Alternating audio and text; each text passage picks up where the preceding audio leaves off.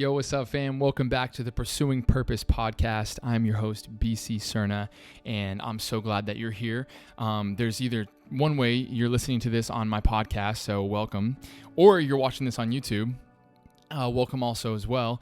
And I have both. I'm learning how to diversify the portfolio of content in a world where it could live on every different platform for many different reasons. I have no idea how it works, and I'm learning as I go and trying to figure it out. And I don't know what I'm doing most days.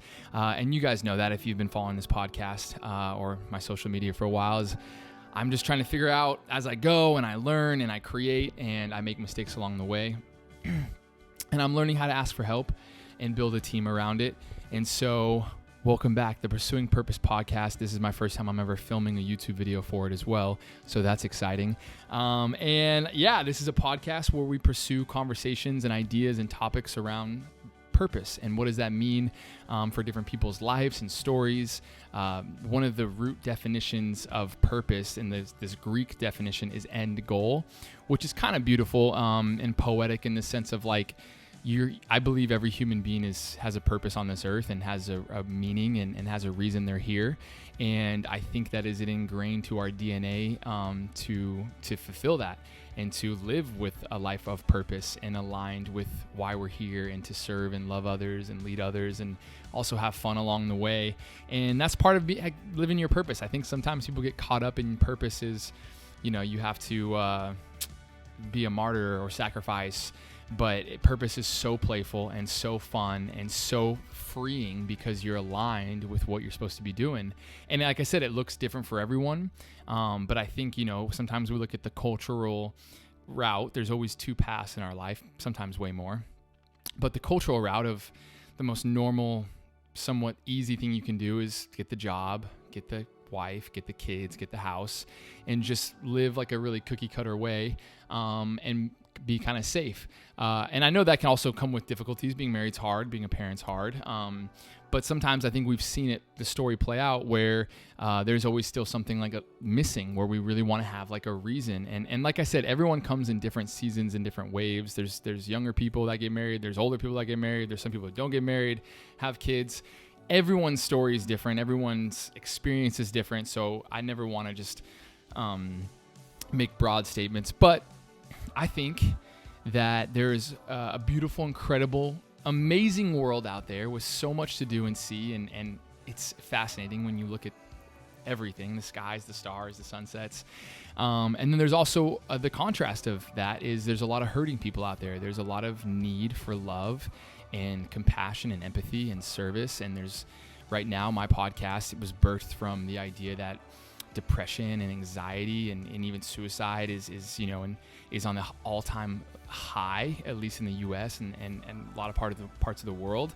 And when you find a purpose or a reason to live, like your meaning, a lot of those things, those knobs that are turned all the way to 10, anxiety and depression, start to get turned down because you start to realize it's kind of not about you and there's something bigger going on. And so when you feel like you're in these feelings of these emotions, and then you're like, wait a second, this is not about me, this is about something bigger than me, then you are able to breathe a little bit easier. And so my whole mission, my curriculum, the programs I've launched, the things I've been working on for the last 12 years revolves a lot around those two topics. And it revolves a lot around the head and the heart.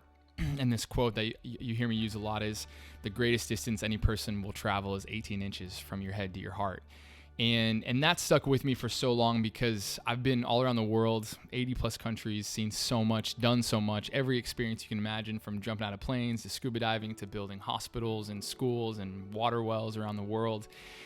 And yet the internal adventure and journey within yourself is just as, if not the most exciting, craziest, adventurous thing you'll ever do. And connecting the two and realizing that there's a lot of mind-centered people and there's a lot of heart-centered people, and neither one is right or wrong. Both complement each other, and both are needed in the world to keep the world different and diverse and fresh and interesting, as we all bring different talents and attributes and goals and purposes and passions. And so really my heart behind this podcast is talking about the head and the heart and the ego. And the head and the heart is a big conversation because we have brilliant thoughts. Like, we're so brilliant. Humans figured out how to put a person in space and make microchips the size of, a thumbnail.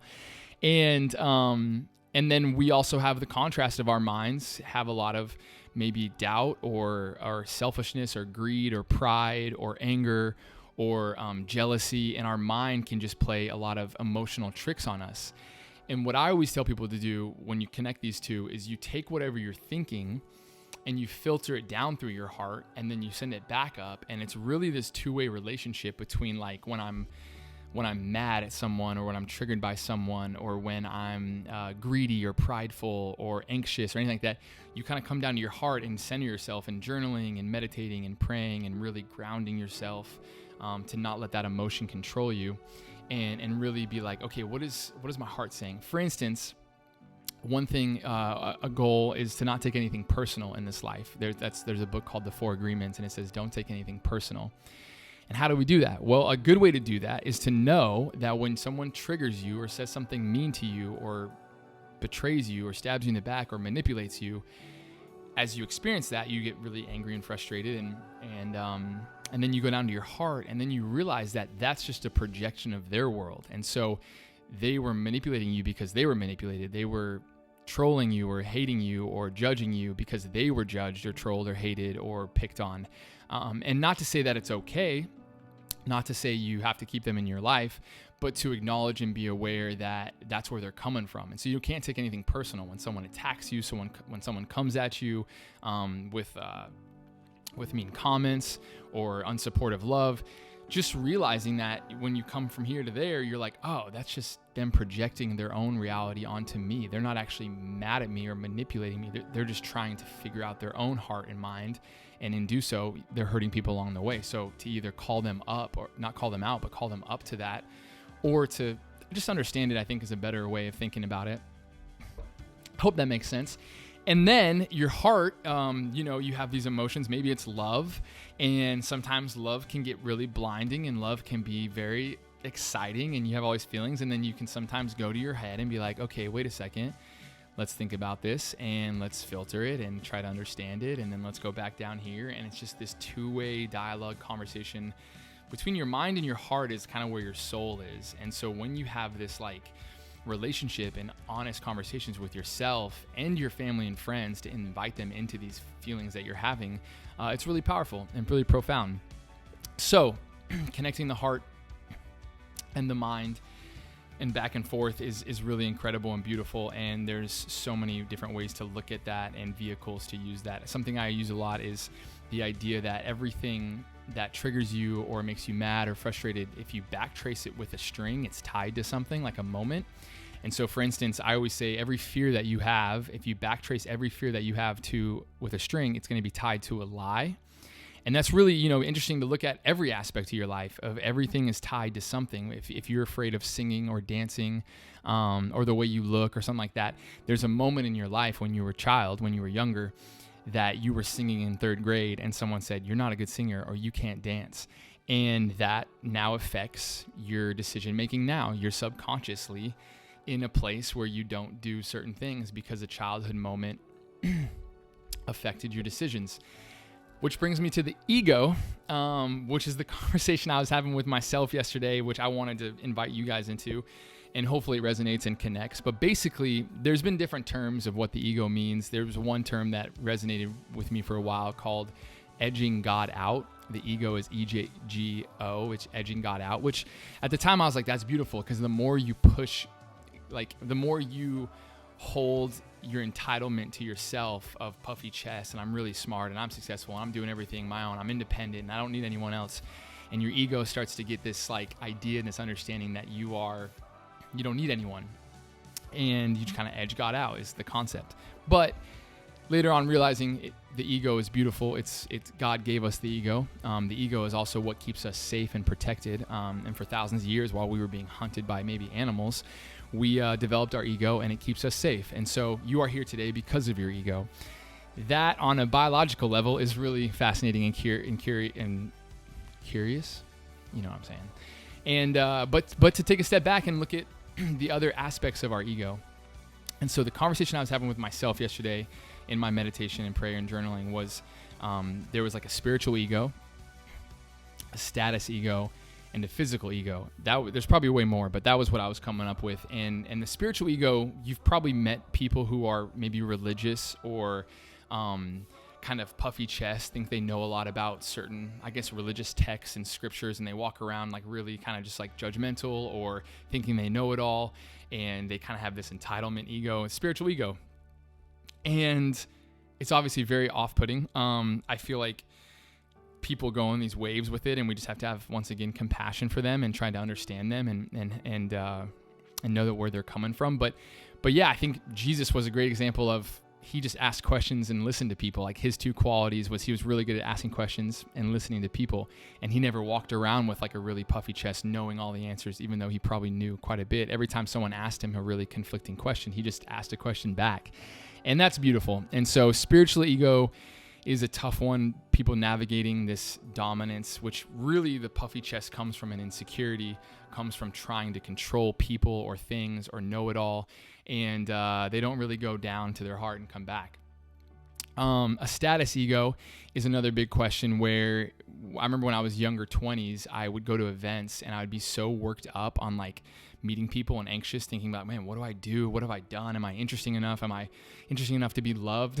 and I'd get caught up in these feelings of like not feeling like enough. And I remember getting anxious going to these events, or when I talk to people and they'd be like, what do you do? And I'm like, I don't know. I've done this and I did this. And over the years, obviously, I've kind of dropped that to where now I have this like kind of freedom with no one needs to know what I do when I go to events. And even so far to push the joke to when I used to go to events in LA with the Yes Theory boys and Perry, I would, people would ask what I did, and I would sometimes would be like just kind of joking, but I would like be serious in the sense like, oh, I deliver Grubhub or Uber Eats food, like, which isn't bad jobs, but I would just be like, yeah, I just deliver food for Grubhub. And I wanted to just see if the people would stick around and be interested in who you are. But sometimes in LA, it's very transactional relationships. They'd be like, oh, okay, well, cool. I can't use you, so peace. And then you would be able to get away from that person in the first place. So anyway, it's been fun to surrender that after seeing my younger 20s be like so caught up in it, and then getting older and older and really getting my confidence from my community, but also my purpose of just knowing who I was and what I was doing for others, and not having to ever show off or name accolades or successful achievements or what I've done. It became more of like someone, if I'm at an event, someone goes, what do you do? I go, oh, I work with high school kids. Like I'm a mentor, or, something that's just, I don't try really hard to be like, I've done this and I've done this, because you don't really need to prove it. And as you get older and as you get more confident and comfortable in your purpose and your community, you just ask more questions. You don't really ever want to talk about yourself, which is weird because I'm on a podcast talking about myself right now. Weird. And then I guess this weird, when I was talking about ego yesterday with myself, it was coming up of physical ego, because this is the longest I've ever had my beard. And yesterday I was like looking in the mirror and I was like, oh man, I don't know about this. Like this is kind of intense and grungy. And I was like, but this is good for me because my mind is telling me to shave it and clean it up to look presentable. I was following it with a string. So I was like, hey BC, shave your beard. You look dirty. And I was like, well, why? So you look clean. Well, why do you want to look clean? So people and girls will be interested in you and like you. And so if you follow that string, you'll be like, oh, that's the truth. So let's unpack that. Why do you want that? And you just keep following it back, and it's really interesting and playful. And if you're honest with yourself, and even ask your friends and family for feedback, to be honest with you as well, and just strip down those layers. I remember also being in my younger 20s, mid 20s, and really caring what I was wearing and thinking about like, all right, if I wear this outfit, how will people perceive me and think about me, which isn't bad if you do that. But for me, it wasn't healthy. So I remember getting older, and older 20s and 30, and I just stopped even thinking about it. I just put a shirt on or a thing on and usually leave without much, trying to look what my hair looks like or what I look like. I just kind of move with the flow and the energy. But I hope some of this makes sense. I kind of wanted to just make a quick little like monologue, just talking about the head, the heart, the ego, just the conversations we have with ourselves, and how do we be honest with ourselves and realize what is the... So basically, another example is our subconscious controls about 80 to 90% of our decisions every single day and in our life. And what our subconscious is it's protected by the ego, which is the ceiling. You can call it a ceiling or a limited belief. And right here is where your level of how you live, how you show up to work, how you show up to your passions, how you show up to your friends and your relationships or your dreams. And all up here is your subconscious. And your ego is keeping your subconscious protected because, once again, you were made fun of in 3rd grade for the way you looked or how you sang or how you danced or how you drew or whatever it is. And so all of those experiences as your childhood are living up here. The crazy thing is, all of these childhood experiences is what determines how you live your life and what decisions you make, the biggest decisions of your entire life.